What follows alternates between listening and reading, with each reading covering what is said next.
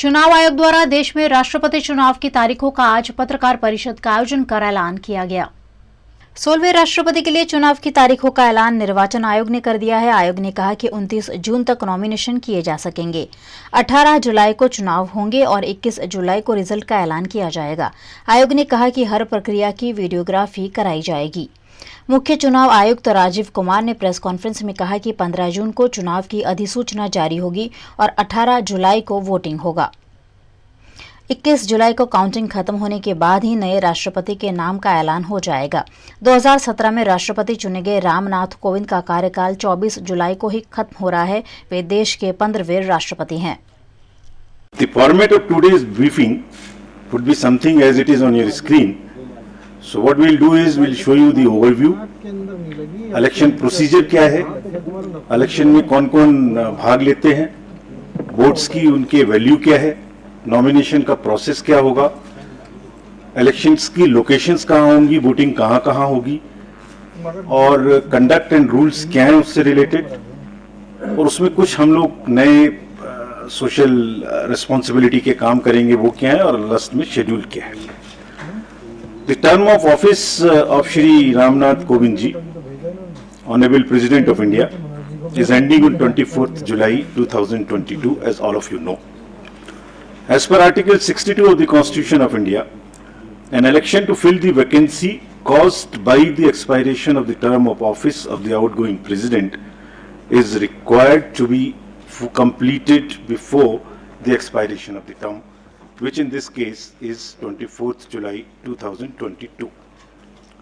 Article 324 of the Constitution, read with the Presidential and Vice Presidential Election Act, copies of which are here outside.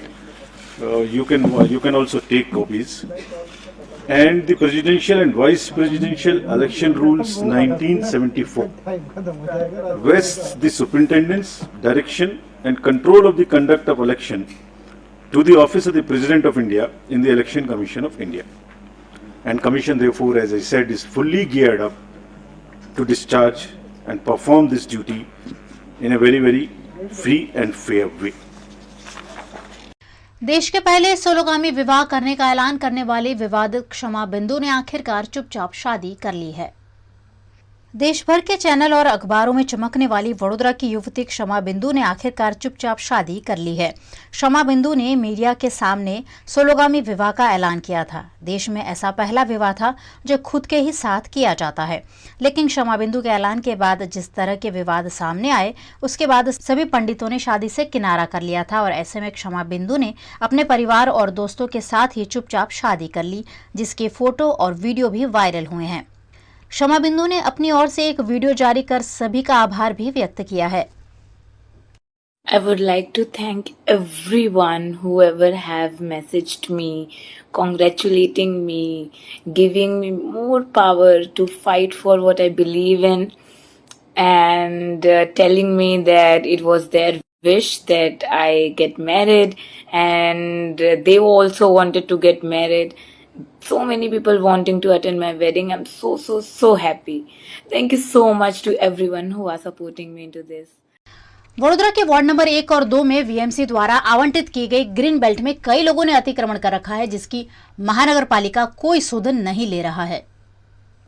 Gujarat की वडोदरा शहर को स्वच्छ और हरा भरा बनाने के लिए वडोदरा महानगर पालिका ने शहर में कई जगह पर ग्रीन बेल्ट बनाने का आयोजन किया है। कई जगहों को ग्रीन बेल्ट के लिए अलॉट भी किया गया है, लेकिन वडोदरा शहर के कई इलाकों में ग्रीन बेल्ट की जगहों पर अवैध रूप से अतिक्रमण कर दिए गए हैं। वार्ड नंबर 1 और वार्ड नंबर 2 में महानगर पालिका द्वारा आवंटित ग्रीन बेल्ट की कई जमीनों पर अतिक्रमण किए गए हैं। पहला मामला है न्यू समा रोड पर गिरिराज सोसाइटी में, जहां ग्रेट लिविंग के नाम पर पेड़ लगाने की जगह तो दी गई है, लेकिन यहां आजू बाजू के स्थानीयों ने कंस्ट्रक्शन कर अतिक्रमण कर रखा है। ऐसे में पर्यावरण का बड़ा नुकसान हो रहा है। आ गिरिराज सोसायटीना अमुक मेम्बरो द्वारा मकान बांधी देवामां आव्युं छे ग्रीन बेल्टनी जग्या उपर। आप पाछळ जोई रह्या छो के हवे कोर्पोरेशने जे परत प्लॉटो लीधा एनी अंदर परत प्लॉटो लीधा पछी तरत ज बांधकाम करी दीधुं। तरत ज बांधकाम कर्या पछी कोर्पोरेशने अने नगर गार्डन शाखा अहींया प्लॉटो છોડવાઓ વાયા છે, પણ સાથે સાથે કોઈ બી ગ્રીન બેલ્ટમાં 5%થી વધારે કન્સ્ટ્રક્શન કરી શકાય નહીં સરકારના નિયમ મુજબ અને આપણા સંવિધાન મુજબ. એની જગ્યાએ આ લોકોએ બહુ મોટું એક બિલ્ડિંગ બનાવી દીધું છે. ગ્રીન બેલ્ટની જગ્યા છે, ગાર્ડન શાખા એને વ્યવસ્થિત કરે અને આ બિલ્ડિંગ બનાવ્યું છે એને તોડી નાખે તો જ સારામાં સારું પર્યાવરણ માટે એક મેसेज जैसे। वहीं दूसरी ओर न्यू समा रोड पर ही गार्डन के सामने महानगर पालिका द्वारा पर्यावरण संजोने के लिए पेड़ पौधे लगाने की जगह दी गई है, लेकिन यहाँ मंदिर बना दिया गया है, ऑफिस कार्यरत है और जो थोड़ी जगह बची है वहाँ भी हवन कुंड बनाने की तैयारियां चल रही है।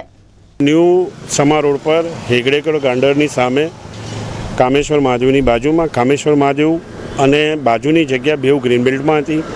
હવે બાજુની જગ્યા જે છે ખુલ્લી હતી. અત્યાર સુધી એક પરિવાર રહેતું હતું, મરાઠી ક્રિશ્ચન હતું, જેમના અહીંયા નરકંકાલ બનેલા હતા. પછી ગાયત્રી પરિવારને હવનકુંડ બનાવવા માટે આપેલું, પણ આ છે ગ્રીન બેલ્ટની જગ્યા કોર્પોરેશને જે તે વખતે પાછા લીધેલા 46 પ્લોટમાંનો એક પ્લોટ છે. ગ્રીન બેલ્ટના જગ્યા હોવાથી અહીંયા પ્લાન્ટેશન કરવા તે દિવસે અહીંના વહીવટકર્તાઓએ પ્લાન્ટ લગાવવા ના દીધા, ખાડા પાડવા ના દીધા. પછી ખાડા પાડ્યા ને હવે કાલે પરમ દિવસે ફરી ખાડા પૂરી દીધા કે અમે અહીંયા પ્લાન્ટ નહીં લગાવી દઈએ, અમારે હવનકુંડ બનાવવું છે. મારે એ લોકોનો વિરોધ નથી. બાજુમાં મંદિરનું બહુ મોટું પ્રાંગણ છે, ત્યાં હવનકુંડ બનાવે. આપ જોઈ શકો છો કે ખાડા કેવા પૂરી દીધા છે. અને બીજા બધા જે પ્લોટોમાં જે રીતે કન્સ્ટ્રક્શનને બધું થયું છે એમાં આ જ રીતે બી અહીંયા બી કન્સ્ટ્રક્શન થયું છે. આ જગ્યા સરકારી છે, ગ્રીન બેલ્ટની છે અને ગાર્ડન શાખાએ એને ડેવલપ કરવાની હોય છે. એને ઉપર જઈને આ લોકો જે અમુક વ્યક્તિઓ છે જે રાજકારણમાં નથી પણ રાજકારણનો વટ ધરાઈને આ કામ કરી રહ્યા છે, જેની ઉપર આપણે લેન્ડ ગ્રેબિંગનો ગુનો બી દાખલ કરી શકે છે કોર્પોરેશન કે આવું કેમ તમે કરો છો. તો કોર્પોરેશન કેમ ચૂપ છે? કારણ કે પર્યાવરણ માટે હવે આપણે જાગવું જ પડશે. પર્યાવરણ માટે નહીં જાગો તો આવાવાળી પેઢીને સૌથી વધારે નુકસાન જવાનું છે. એના માટે થઈને આ ગ્રીન બેલ્ટની જગ્યાઓમાં આપણે ઝાડ રોપવા જ પડશે. बड़ोदरा के महसाणा नगर में सांसद रंजन बहन भट्ट द्वारा लेडीज क्लब का ऑफिस बनाया गया है, लेकिन इस जगह का कोई इस्तेमाल नहीं हो रहा है। ऐसे में अगर इस जमीन पर फेंसिंग कर आवारा पशुओं को रख दिया जाता है तो वडोदरा शहर की बड़ी समस्या सुलझ सकती है। વડોદરાના નાગરિકોનેથી જે હેરાન પરેશાન થઈ ગયેલા છે કે ગાયો ગૌ માતાથી કે રખડતી ગાયો માતાની આપણે સેવા કરી શકીએ, આવા ગ્રીન બેલ્ટોમાં એમને એક કન્ડિશનમાં આપી શકીએ છીએ આપણે કે તમે માલિક નહીં, ઝાડને કંઈ નુકસાન નહીં કરો, તમે ગૌ માતાઓ અંદર રાખી શકો છો.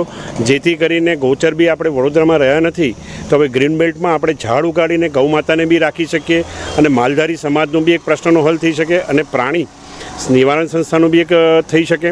પ્લસ લોકોને હેરાનગતિ થતી હતી જે ગાયો રખડતી ગાયોથી એનો भी एक प्रश्नों निवेड़ो આવી શકે છે।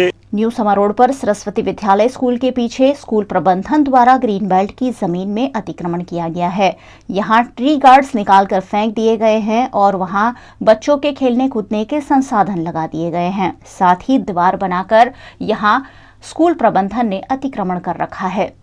આ સરસ્વતી વિદ્યાલય જે હું નાનપણથી અહીંયા રહેતો આવ્યો છું, મને ખબર છે અહીંયા એક માલધારી સમાજ રહેતો હતો, એમને ખાલી કરીને કોર્પોરેશને પ્લોટ આપ્યો. સરસ્વતી સ્કૂલને પાછલો ભાગ ગણાય, એમને દિવાલ તોડીને પોતે અહીંયા નાના છોકરાઓને રમવાનું ગાર્ડન બનાવ્યું. સારું છે, ના નથી, પણ જે રીતે તમે જોઈ રહ્યા છો કે પિંજરા તોડીને ફેંકી દીધેલા છે કોર્પોરેશનના, જેને આર્થિક નુકસાન તો કોર્પોરેશનને છે જ, પણ ઝાડ ઉગવા દીધા હોત તો એ બાળકોને કેટલી ઠંડક અને વાતાવરણમાં એમને ભણતર થઈ શકત.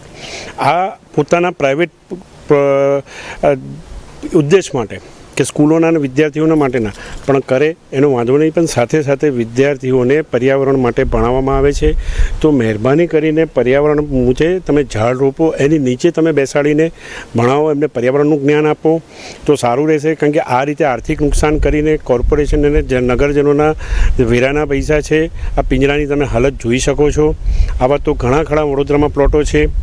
એટલે મહેરબાની કરીને આપ સાહેબને નમ્ર વિનંતી છે કે આનું બી તમે જ્યાં દિવાલો બનાવી છે અંદર એ દિવાલો બી જોઈ શકો છો કે કેવી રીતના પાર્ટીશન કરીને કોર્પોરેશને ફાળવેલી સ્કૂલ માટેની જગ્યા, તદુપરાંત એની ઉપર ખોટું થોડું દબાણ થઈ રહ્યું છે, એ દબાણને ધ્યાનમાં લઈ સાહેબ આગળ યોગ્ય પગલાં લે.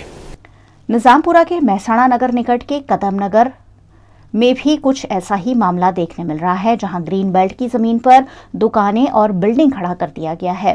वडोदरा महानगर पालिका द्वारा ऐसे अवैध निर्माणों की अनदेखी की जा रही है। वडोदरा शहर में इन दिनों छोटे छोटे व्यापारियों को हटाकर अतिक्रमण दूर किए जा रहे हैं, जबकि ऐसे बड़े बड़े निर्माण वडोदरा महानगर पालिका को नहीं दिख रहे हैं। ऐसे में पालिका की दोहरी नीति पर सवाल उठ रहे हैं। देश के प्रधानमंत्री नरेंद्र मोदी के वडोदरा आगमन के चलते जहां जहां से प्रधानमंत्री गुजरने वाले हैं उन इलाकों को चमकाने की तैयारियां पूरे जोरों पर है। गुजरात में विधानसभा के चुनाव नजदीक है और ऐसे में सभी राजनीतिक दलों ने जन जन तक पहुंचने के लिए कमर कस ली है। खुद देश के प्रधानमंत्री नरेंद्र मोदी जहां से लोकसभा का चुनाव लड़े थे वहां वडोदरा आ रहे हैं और ऐसे में उनके आगमन की तैयारियां जोरों शोरों से की जा रही है। जिन इलाकों में सड़कें खस्ताहाल थी उन्हें रातों रात चमकाया जा रहा है। डिवाइडर के फीके पड़े कलर पर फिर से रंग रोगान शुरू कर दिया गया है। लोगों की जान पर खतरा बने हुए पेड़ अचानक ट्रिम करने की कार्यवाही शुरू कर दी गई है। देखिए, आज बड़ौदा की शान जो मोदी साहब आ रहे हैं उनकी तैयारी के लिए सारे रोड जगमगा रहे हैं। जो बरसों से तकलीफ सहन कर रहे हैं यहाँ की पब्लिक, उनको नज़रअंदाज किया अब तक किया जाता था, लेकिन मोदी साहब के आने से ये सब झाड़ भी कट रहे हैं, रोड भी अच्छे हो रहे हैं और सब सुविधा मिल रही है। उसका रूट अभी नक्की नहीं है, उसका हनी रोड से वो जाने वाला है, एयरपोर्ट से संगम से जाएगा, यहाँ से वो सरदार स्टेट से वहाँ जाएगा, लेकिन जहाँ जाए वो अच्छा होगा। इसलिए हम चाहते हैं गुजरात वाले और बड़ौदा वाले कि मोदी दर दो महीने में इधर गुजरात में बड़ौदा में आए, जैसे ये अच्छा उसका ये रोड भी अच्छा हो जाए और दूसरों लोगों की जो तकलीफ है वो तकलीफ भी अच्छी हो जाए। नए झाड़ अभी कितने बरसों तक नहीं कटे हैं, रोड पर सब झूमते थे, लेकिन अब जो कट रहे हैं वो अच्छे कट रहे हैं। इसीलिए तो बोलते हैं हम कि मोदी आना चाहिए। दूसरे जो नेता इधर आते हैं, वो यहाँ का मुख्यमंत्री आता है, वो आता है जाता है, कुछ नहीं होता है। इसीलिए राष्ट्रीय जो नेता है उसको इधर आना चाहिए और भाजपा को जो अपना वोट लेने का हो तो ऐसा सुंदर काम करना चाहिए। एयरपोर्ट से आजवा रोड तक रोड शो के बाद प्रधानमंत्री मोदी लेप्रेसी मैदान में लाखों लोगों को संबोधित करेंगे। ऐसे में यहां जर्मन डोम बनाने की तैयारियां शुरू कर दी गई है। 18 जून को वडोदरा में तेज हवाओं का अनुमान भी मौसम विभाग ने लगाया है। ऐसे में 100 किलोमीटर तेज चक्रवात में भी टिक सके ऐसे वाटरप्रूफ और विंड प्रूफ 7 जर्मन डोम तैयार किए जा रहे हैं। अगर उस दौरान बारिश होती है तो पानी के निकाल के लिए कांस भी तैयार की जा रही है और उस दौरान बारिश हो जाती है तो पानी के निकाल के लिए कांस भी तैयार की जा रही है। वडोदरा महानगर पालिका की वार्ड नंबर 10 के पूर्व नगर सेवक नितल गांधी के बेटे पर टैक्सी ड्राइवर द्वारा सरेआम चाकू से हमला किया गया। वडोदरा में असामाजिक तत्वों का आतंक बढ़ता जा रहा है। मामूली बात में हमले जैसी घटनाएं अब संस्कारी नगरी में भी सामने आने लगी है। 2 दिन पहले भाजपा के नेता राजू ठक्कर के घर पर पथराव हुआ था और अब वाहन दुर्घटना जैसे छोटे मामले में पूर्व नगर सेवक नितल गांधी के बेटे पर टैक्सी ड्राइवर ने चाकू से हमला कर दिया। हम लोग डीकैथलॉन से खेल के वापस आ रहे थे, तभी भाईली एसआर पेट्रोल पंप के पास एक टैक्सी ड्राइवर मतलब वो हमारी एक्टिवा के साथ ऐसा ठुकते ठुकते रह गया। तो फिर हमने उसको बोला कि भाई क्या है ऐसा, तो उसने वापस 2-3 बार रेव मारा और हम लोग के मतलब वापस ऐसा ठुके ऐसा उसने ट्राई किया। तो आगे जाके जब उसको पकड़ा तो गाड़ी में उसने हमको चाकू दिखाया। तो उसके बाद जब मतलब खुद का बचाव करने के लिए जब हम लोग ने थोड़ी हाथापाई जैसी हुई तो तभी उसने मेरे को कभी ये घाव मार दिया, मेरे को पता ही नहीं चला। और अभी मेरे को इधर 4 स्टिचेस आए और इधर लंग्स में होल हो गया है, तो जिससे मैं ऐसा सांस नहीं ले पा रहा ठीक से। अभी बड़ौदा शहर में काफ़ी ये असामाजिक तत्वों का ये त्रास हो रहा है, तो मेरी कमिश्नर से विनती है कि ये ऐसे खुलेआम जो लुखा तत्व और असामाजिक तत्व है उनके ऊपर कड़क पगला लिया जाए और जो साजिश शेख ने किया है उसको कड़क से कड़क सज़ा मिलनी चाहिए।